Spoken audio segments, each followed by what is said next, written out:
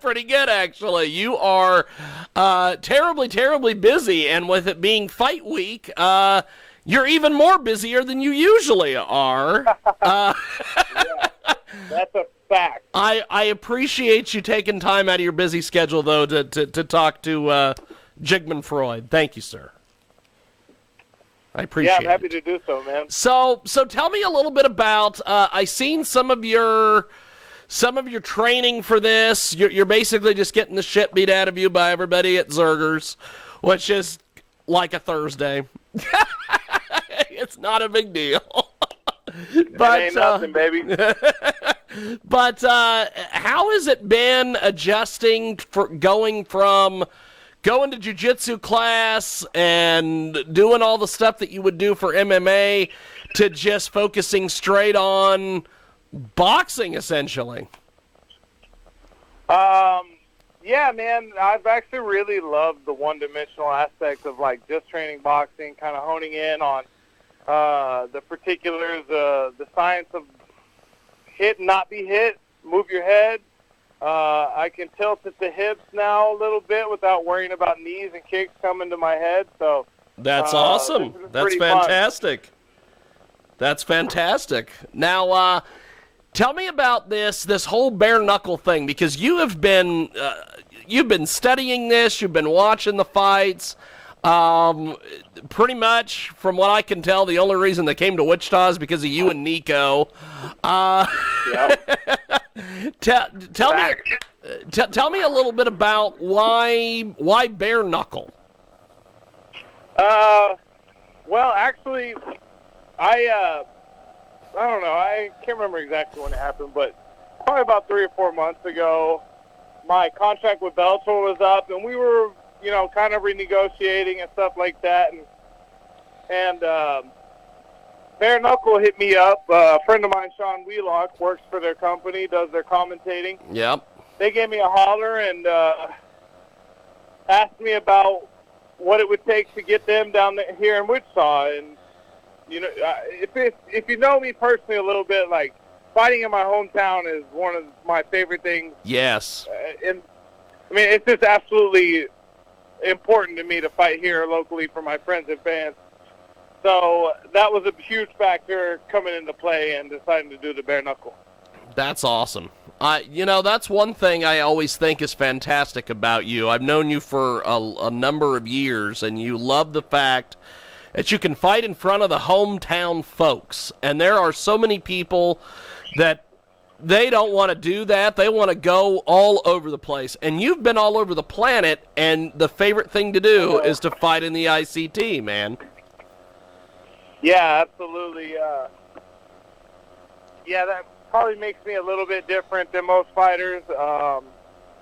It is cool to see the world. Like, I went and fought in London, and yeah, I fought, Florida, California, all over the United States, which has been a lot of fun. But really, I mean, these are the people that propelled me up to stardom, that helped me get into Bellator. My friends and fans that come out and show up to my fights and tune in for my fights. So I like to pay it back.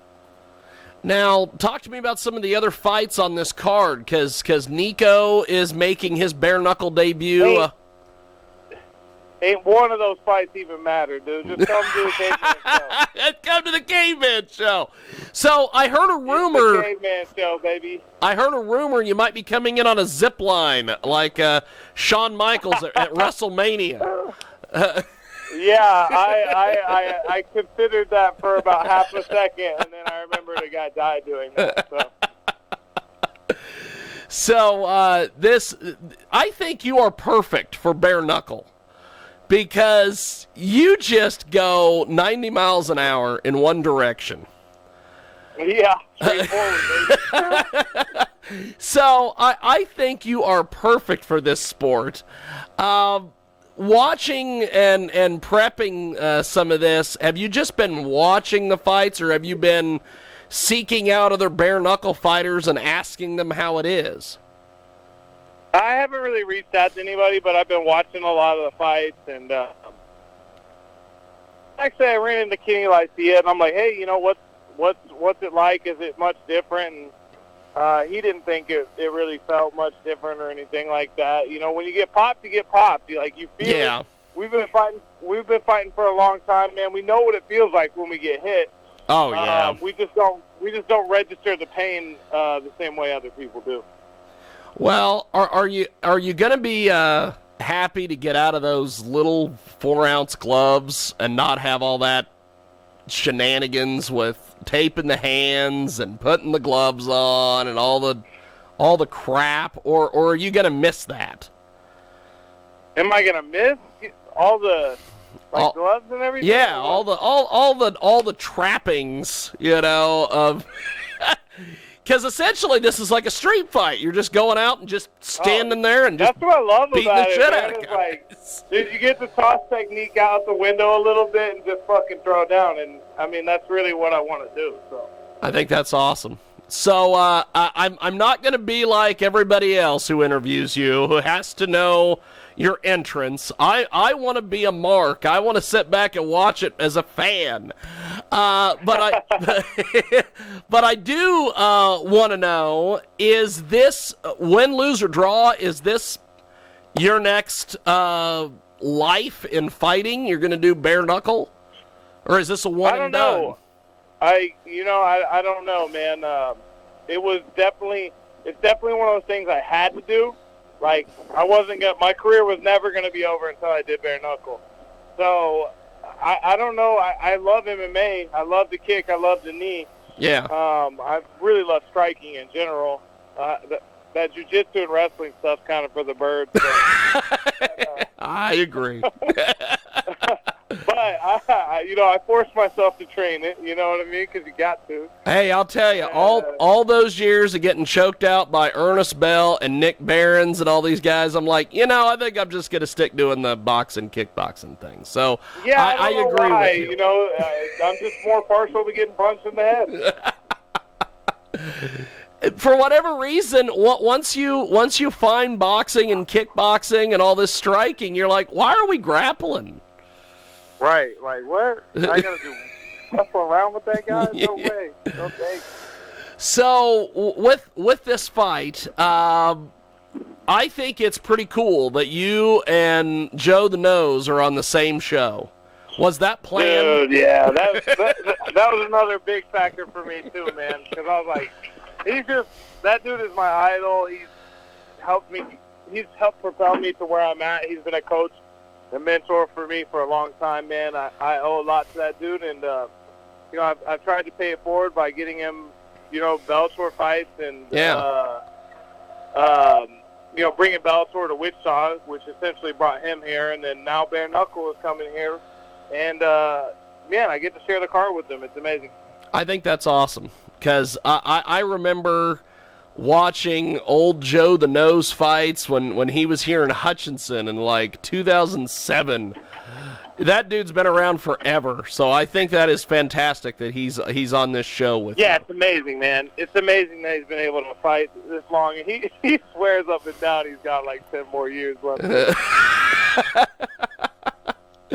So with the way the locker room is going to be structured, it's just going to be like you guys hanging out at your house. It'll be you and Joe and Jake and everybody all just hanging out in the locker room before the fight. Yeah, that's one thing that's super cool about this whole thing is that, like, honestly, a large portion of the people on these cards are my friends. You know what I mean? Yeah, so, everybody. So it's kind of neat. We'll just all be in the back shooting the shit, and then we'll go punch each other in the face. That's excellent. So you have fought in every major arena in the state of Kansas, essentially. You're after Saturday fighting at Interest Bank Arena, you fought everywhere. I think that's a cool accomplishment. Interest Bank Arena, that was another one too, man. Like, they were like, hey, we want to come to Wichita. And I was like, dude, we got to do Interest Bank Arena. And then I was like, hey, we got to try to get Nico Hernandez on this because he's going to help it pop too. So yeah, man, we had just a lot of things fell together to make this happen.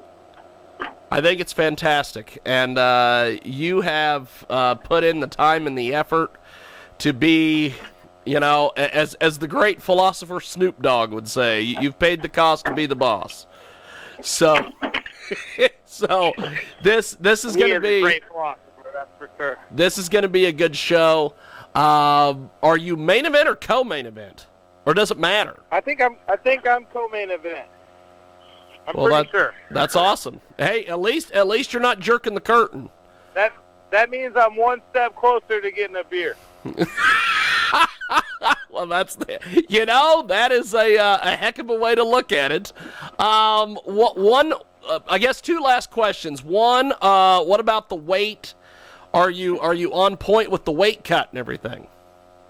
Yeah, my weight cut's going really good. We're fighting at 175, and 170, 175 has been my home for the last year. My body is I'm just growing. I'm getting bigger. Maybe I'm eating too much meat. I don't know what it is, but I'm getting bigger and stronger, and I could never drop the 55 again. And I guess my final question is now that you're basically doing bare knuckle, you're kind of a free agent in the MMA world. Would there ever be a possibility that we could see a Caveman fight on an EFC show? Oh man, would you be able to pay yourself enough? Right, exactly. That's literally what I told people in the past. Like, I can't pay myself enough to fight. But that would be kind of it's definitely something I want to do. You know what I mean? Like, to fight on your own show would be pretty dope. Because then you'd be like the Roy Jones Jr. of MMA. I don't know of I don't know of many MMA guys who fight on the same show that they're promoting. Yeah, I've really considered doing like some pro kickboxing, like maybe even a pro kickboxing tournament that I enter into. That'd be awesome. Because I love kickboxing, and there's not a lot of avenues for it outside of like Glory Kickboxing and stuff like that. Because then if you get screwed over, you can yell and scream about how the promoter is a piece of crap in the back. Yeah, exactly. Well, Dave, I appreciate you making time. I know you've got to get back to everything, and I will see you at the press conference on Thursday. Thank you, brother. All right, sounds good, man. See you Appreciate it, man. Talk to you soon. There he goes, Dave Rickles, the Caveman, the biggest star in the business. Forget about what you heard. Forget about ferrets and jello fights and